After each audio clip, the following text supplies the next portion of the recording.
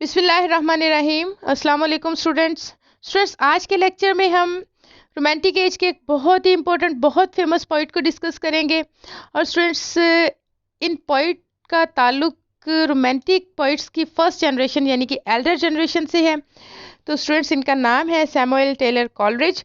बात करते हैं एस टी कॉलरिज के बारे में। स्टूडेंट्स, एस टी कॉलरिज ना सिर्फ पोइट थे बल्कि एक लिटरेरी क्रिटिक भी थे, फिलोसोफर और थियोलॉजियन भी थे। स्टूडेंट्स, इनकी स्पेशलिटी ये है कि he was the founder of romanticism in the history of English literature, क्योंकि स्टूडेंट्स इन्होंने वर्ड्सवर्थ के साथ मिलकर लिरिकल बैलेड 1798 में पब्लिश करवाया था, which is the milestone in the history of English literature. इसी लिरिकल बैलेड से students history of English literature में रोमांटिसिज्म की जो है वो शुरुआत हुई थी। तो स्टूडेंट्स, इसके अलावा ये लेक पोइट भी हैं। लेक पोइट्स के बारे में मैं आपको विलियम वर्ड्सवर्थ के लेक्चर में बता चुकी हूँ डिटेल से। स्टूडेंट्स, लेक पोइट्स वो पोइट्स हैं जिनका ज़्यादातर वक्त लेक डिस्ट्रिक्ट में गुजरा, जो कि एक बहुत खूबसूरत एरिया है जिसमें बहुत सी लेक्स पाई जाती हैं, जिसकी वजह से इसे लेक डिस्ट्रिक्ट कहा जाता है। और इन पोइट्स का वक्त वहाँ पे गुजरा, इन्होंने बहुत अच्छी पोइट्री भी वहाँ पे रहते हुए की। तो स्टूडेंट्स, इसलिए इनको लेक पोइट्स कहा जाता है। इनमें से एक तो एस टी कॉलरिज हैं, दूसरे विलियम वर्ड्सवर्थ हैं और तीसरे जो हैं वो रॉबर्ट सदे हैं। तो स्टूडेंट्स, विलियम वर्ड्सवर्थ के बारे में आपको पता है कि वो पोइट ऑफ नेचर के नाम से जाने जाते हैं। स्टूडेंट्स, जिस तरह हमें विलियम वर्ड्सवर्थ की पोइट्री में नेचर नज़र आती है, इसी तरह इसके बिल्कुल बरक्स हमें एस टी कॉलरिज की पोइट्री में सुपर नेचुरल एलिमेंट्स नज़र आते हैं। वो नेचर की बात करते हैं और ये सुपर नेचुरल चीज़ों की बात करते हैं। स्टूडेंट्स, तो ये अपनी दो poems the rhyme of ancient mariner और कुबला खान की वजह से बहुत फेमस है। स्टूडेंट्स, इन दो पोएम्स में इन्होंने सुपर नेचुरलिज्म को बहुत परफेक्शन के साथ यूज़ किया है, इस तरह से कि अनबिलीवेबल चीज़ हमें बिलीवेबल नज़र आती है। और इसके अलावा स्टूडेंट्स, ये अपने एक लिटरेरी क्रिटिसिज्म के वर्क बायोग्राफिया लिटरेरिया की वजह से बहुत फेमस है, जिसमें इन्होंने अपनी theory of poetry the.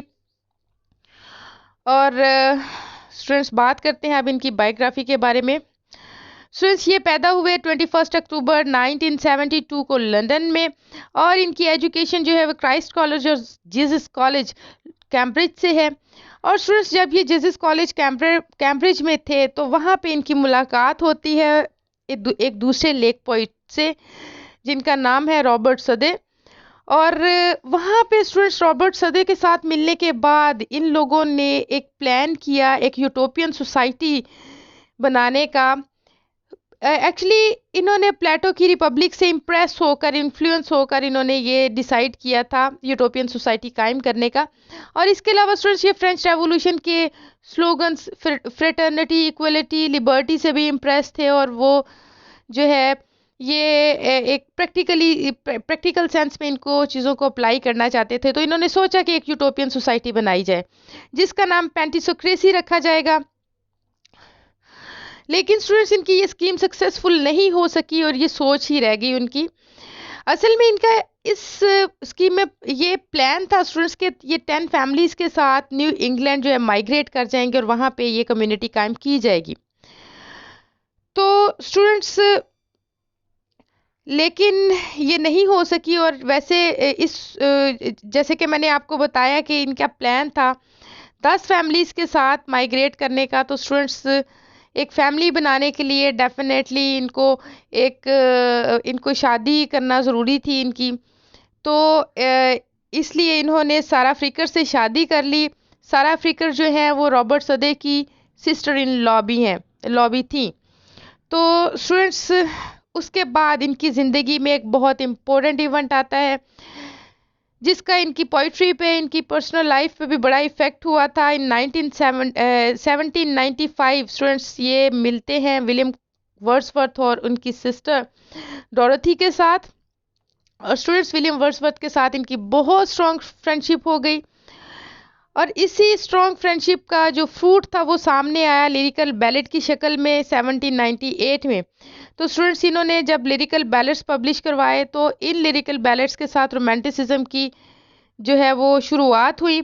In lyrical ballads के इस एडिशन में स्टूडेंट्स 23 पोइम्स थे, जिनमें से 19 पोइम्स जो हैं वो विलियम वर्ड्सवर्थ ने लिखी, जबकि 4 पोइम्स जो थी वो एस.टी. कॉलरिज की पोइम्स थी। स्टूडेंट्स 19 पोइम जो हैं वो विलियम वर्ड्सवर्थ की थी और 4 पोइम्स जो हैं वो एस.टी. कॉलरिज की थी। स्टूडेंट्स इनका जो पहला एडिशन पब्लिश हुआ था वो एनोनिमसली पब्लिश हुआ था, किसी ऑथर का नाम नहीं था, लेकिन सेकंड जो एडिशन पब्लिश हुआ उसमें वर्ड्सवर्थ का नाम था और उसमें प्रीफेस भी वर्ड्सवर्थ ने लिखा था। लेकिन स्टूडेंट्स एस.टी. कॉलरिज का ये कहना है कि उसका प्रीफेस जो है उसमें एस.टी. कॉलरिज का भी बहुत ज़्यादा कंट्रीब्यूशन है, बल्कि उसका कहना है कि half of the preface was child of his own brain. ये कि आधा जो प्रीफेस है वो उसमें थॉट्स कॉलरिज की भी थी। लेकिन स्टूडेंट्स बाद में शुरू में तो इन लोगों के व्यूज़ मिलते थे, तो इन्होंने प्रीफेस में वो व्यूज़ दिए, लेकिन with the passage of time Wordsworth और कॉलरिज के व्यूज़ डिफरेंट होते चले गए। तो स्टूडेंट्स जब बायोग्राफिया लिटरेरिया इन्होंने लिखा तो इन्होंने इसमें प्रीफेस में दी गई थेरी को क्रिटिसाइज भी किया। जो पोइट्री की थेरी प्रीफेस में दी गई थी उसको इन्होंने क्रिटिसाइज बायोग्राफिया लिटरेरिया में किया। तो स्टूडेंट्स इसलिए ये कहा जा सकता है कि इसमें पोएम्स जो हैं वो डेफिनेटली लिरिकल बैलेड में 19 पोएम्स वर्ड्सवर्थ की थी। इसका मतलब है कि वर्ड्सवर्थ का कंट्रीब्यूशन पोएम्स के लिहाज से ज़्यादा था। लेकिन स्टूडेंट्स इसमें जिस चीज़ की वजह से सबसे ज़्यादा लिरिकल बैलेड्स को फेम मिली, सबसे ज़्यादा अटेंशन मिली रीडर्स की, स्टूडेंट्स वो पोएम थी the rhyme of ancient mariner, the longest poem of this lyrical ballad. और ये पोएम जो है सबसे ज़्यादा इसने अटेंशन लोगों की हासिल की, जो कि कॉलरिज ने लिखी थी, जिसमें सुपर नेचुरलिज्म इसने यूज़ किया था। स्टूडेंट्स इन 1817 में इन्होंने बायोग्राफिया लिटरेरिया पब्लिश करवाया, जो कि लिटरेरी क्रिटिसिज्म का एक बड़ा फाइन वर्क है। और फिर उसके बाद ये अपनी पोइट्री और प्रोज जो है पब्लिश करवाते रहे, लिखते रहे। और इनमें इसके नोटेबल वर्क्स में Sibylline leaves, its reflection, church and state. And students he died in London on July 25, 1834 in Highgate.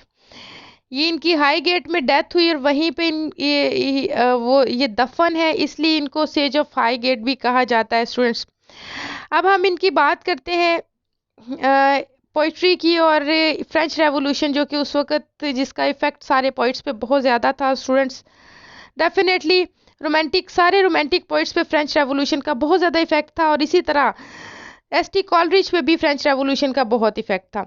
Students सारे रोमांटिक पोइट्स जो हैं वो होपफुल थे कि जो कुछ फ्रांस में हो रहा है, यानी कि डेमोक्रेटिक सिस्टम लाने की कोशिश की जा रही है, वही जो है वो वेरी सून जो है वो इंग्लैंड में भी होगा। इस होप को लेके वो बहुत ज़्यादा खुश थे स्टूडेंट्स। और ये चीज़ हमें इनकी पोइट्री में भी नज़र आती है। स्टूडेंट्स जब बेस्टाइल की जेल से बहुत सारे प्रिजनर्स को रिहा करवाया गया था, तो उस वक़्त जो है वो एस.टी. कॉलरिज ने लिखा, Liberty, the soul of life shall reign, shall throb in every pulse, shall flow through every vein. Students इससे हमें पता चलता है कि ये लिबर्टी, फ्रेटर्निटी, इक्वलिटी के कितने हक में थे, फ्रेंच रेवोल्यूशन के ये कितने बड़े सपोर्टर थे। लेकिन students with the passage of time, जब फ्रेंच रेवोल्यूशन जो है वो अपने ट्रैक से हट गई, जिस मकसद के लिए ये रेवोल्यूशन स्टार्ट हुई थी बिल्कुल उससे ऑपोजिट एंड इसका हुआ, ये रेन ऑफ टेरर पे ख़त्म हुई। तो ये पॉइंट्स जो हैं वो बड़े डिप्रेस हो गए और डिसल्यूजनमेंट का शिकार हो गए स्टूडेंट्स। तो ये डिसल्यूजनमेंट भी इनकी पोइट्री में हमें नज़र आती है। और इवन जब ब्रिटेन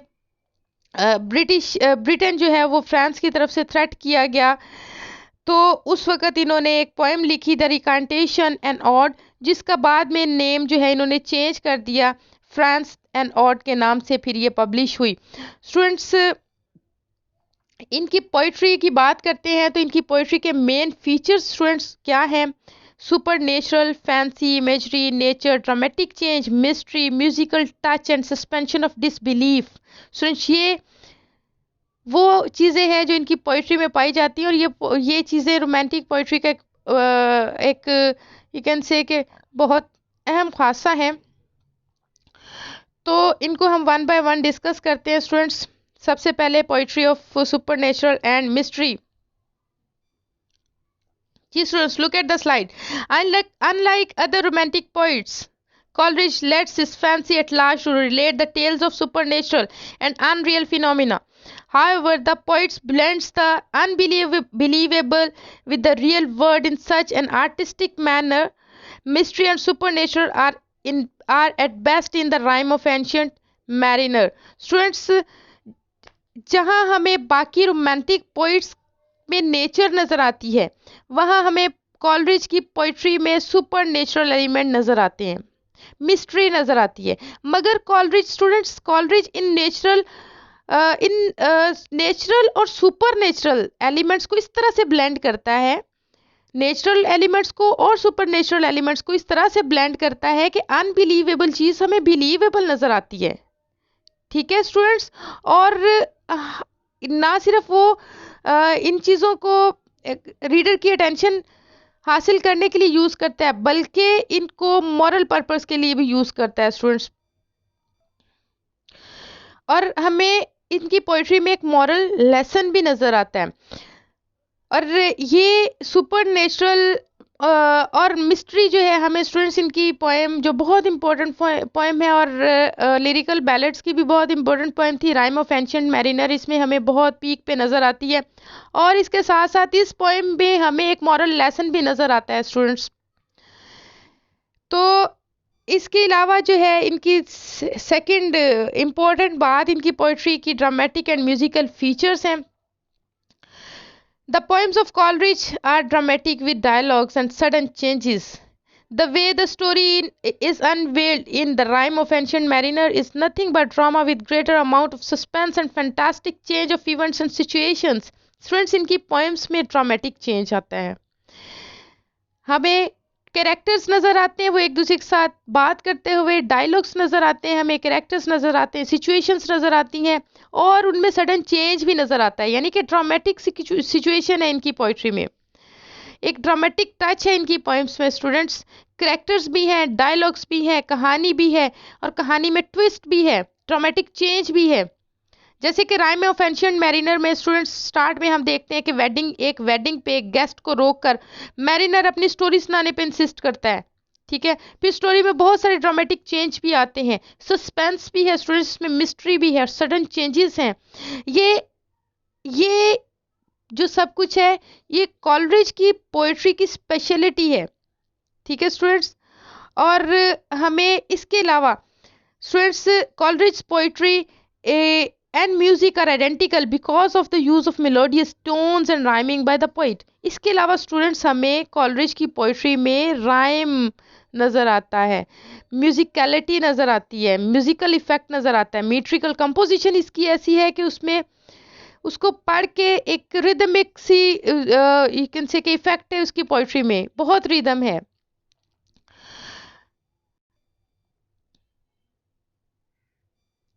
जी स्टूडेंट्स, उसके बाद आता है सस्पेंशन ऑफ डिसबिलीफ।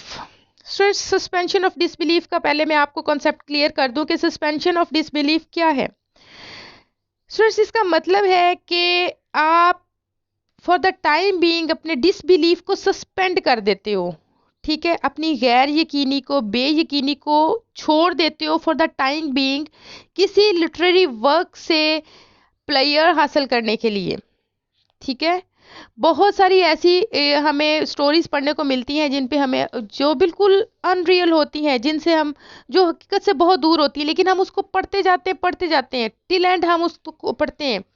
तो उस वक्त हम पढ़ते हुए क्या कर रहे होते हैं, हम उन चीज़ों पे हम पे वो चीज़ें बड़ा इफेक्ट कर रही होती है, हमें ऐसा लग रहा होता है कि हम रियल लाइफ में हम इन सारी चीज़ों को एक्सपीरियंस करते हैं, हम इन सारी चीज़ों को देखते हैं। उस वक्त एक्चुअली स्टूडेंट्स हम सस्पेंशन ऑफ डिसबिलीफ का यूज़ कर रहे होते हैं।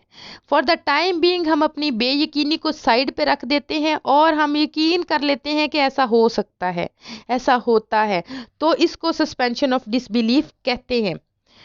तो स्टूडेंट्स आपको समझ आ गया होगा कि सस्पेंशन ऑफ डिसबिलीफ का मतलब होता है कि फॉर द टाइम बीइंग आप अपने डिसबिलीफ को सस्पेंड करके किसी ऐसी बात पे यकीन कर लेते हैं, किसी ऐसी बात पे बिलीव कर लेते हैं जो कि अनबिलीवेबल होती है। ठीक है, और स्पेशली ये लिटरेचर में होता है कि आप स्टैटिक प्लेयर हासिल करने के लिए ये करते हैं। लेकिन स्टूडेंट्स ये हर केस में नहीं होता, ये सिर्फ उसी वक्त हो सकता है जब कोई पोइट या कोई राइटर इतनी एबिलिटी रखता हो कि वो रीडर्स के इंटरेस्ट को इस तरह कैप्चर कर ले कि वो अनबिलीवेबल पे बिलीव करने पे तैयार हो जाए, कि वो अपने डिसबिलीफ को साइड पे रख दे। ये राइटर की अपनी एबिलिटी होती है कि वो अपनी राइटिंग्स में किस तरह से वो सुपर नेचुरल एलिमेंट्स को किस तरह से यूज़ करता है या अनबिलीवेबल एलिमेंट्स को किस तरह से वो यूज़ करता है कि वो बिलीवेबल लगने लग जाए। थोड़ा सा इफेक्ट होगा रीडर के माइंड पे, थोड़े सी रीडर की अटेंशन जो है वो खींची जाएगी तो ही रीडर अपने डिसबिलीफ को साइड पे रखेगा ना। इसका मतलब ये है कि इसमें रीडर का जो है वो ये राइटर का जो है वो रोल बहुत ज़्यादा होता है। और ये चीज़ स्टूडेंट्स हमें कॉलरिज की सारी पॉइंट्स में नज़र आती है। कॉलरिज अपनी तमाम पॉइंट्स में सस्पेंशन ऑफ डिसबिलीफ क्रिएट करने में बहुत ज़्यादा सक्सेसफुल है। स्टूडेंट्स इनकी ख़ास तौर पे अब हम देखते हैं, जैसे कुबला खान है, उसमें हम पोइट की बात पे यकीन करने के लिए विलिंग है, तैयार हो जाते हैं। जैसे वो कहते हैं, I would build the dome in air, that sunny dome, those caves of ice, and all who heard should see them there. अब देखिए स्टूडेंट्स, ये अनबिलीवेबल सी चीज़ है, लेकिन वो उसने इस तरह से नेचुरल सुपर नेचुरल चीज़ों को मिक्स किया, ब्लेंड किया है कि हम लोग बिलीव करने पे। और उसके अलावा उसकी जो म्यूजिकलिटी है, जो रिदम है उसकी पोएम्स का, वो खुद ब खुद रीडर की अटेंशन जो है वो खींचते हैं और रीडर स्टैटिक प्लेयर हासिल करने के लिए अपने डिसबिलीफ को साइड पे रख देते हैं और वो सस्पेंशन ऑफ डिसबिलीफ का यूज़ करता है। ठीक है स्टूडेंट्स, तो स्टूडेंट्स ये सब कुछ था एस.टी. कॉलरिज की पोइट्री के बारे में। इनकी पोइट्री की स्पेशलिटी इनका use of super natural element है, और इनको स्टूडेंट्स सबसे ज़्यादा ये कैन से कि द मोस्ट रोमांटिक पोइट हैं ये। उसकी वजह ये कि रोमांटिसिज्म में, रोमांटिक पोइट्री के लिए स्ट्रॉन्ग इमेजिनेशन की ज़रूरत होती है। और स्टूडेंट्स एक नेचुरल जो ऑब्जेक्ट्स हैं उनको उनके लिए आपकी इमेजिनेशन जो है वो इतनी एक नॉर्मल इमेजिनेशन की ज़रूरत होती है। लेकिन ऐसी चीज़ें जिनको आपने कभी देखा नहीं होता, जो अनरियल होती हैं, जो जिनको सिर्फ आप सोच के क्रिएट करते हैं, उसके लिए बड़ी हाई इमेजिनेशन की ज़रूरत होती है। तो हम ये कह सकते हैं कि जो एस.टी. कॉलरिज हैं उन्होंने बहुत ज़्यादा, उनकी इमेजिनेशंस बहुत ज़्यादा हाई हैं, इसलिए उनको हम सबसे ज़्यादा रोमांटिक पोइट कह सकते हैं। तो स्टूडेंट्स नेक्स्ट लेक्चर तक के लिए अल्लाह हाफिज़।